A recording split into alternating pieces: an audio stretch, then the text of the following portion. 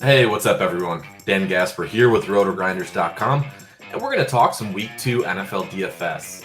We're going to head on over to Lineup HQ on RotoGrinders.com and take a look at the wide receiver position.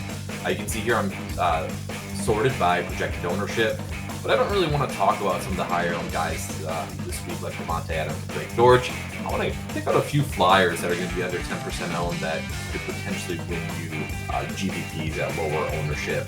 One of the first guys I want to talk about is Courtland Sutton. Courtland Sutton we have projected for 8.7% ownership on DraftKings, and we have him at 6.5% on FanDuel. I think he makes a pretty nice leverage play off of Jerry Jeudy, his teammate, who's going to be a little bit higher owned at 13.38%. I also believe Javonte Williams is going to be owned. So Sutton gives you a nice pivot off those guys, and I kind of think Sutton is actually the guy here.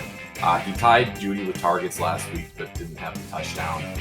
Javonte Williams kind of had a weird spike week in terms of targets. I wouldn't expect 12 targets for him to get this week.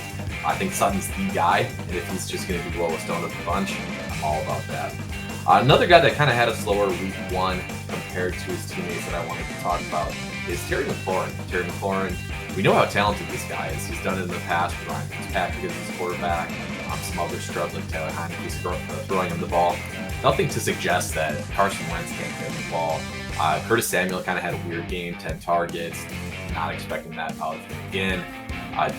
Rookie teammate Jahan Dotson had the 2 touchdowns. McLaurin did save his day with 1 touchdown last week, but I think there's a real possibility he sees double-digit targets in this matchup against Detroit, and if that's the case, that he is going to feast. The last guy I want to talk about is Drake London. Drake London kind of had a decent middling first rookie game of his career. He's another guy that's going to be on the field a decent amount.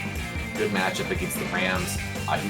He ran a route on 32 of 39 dropbacks last week, had 7 targets. So he can be on the field, he's going to get targets, he's cheap, he's low owned.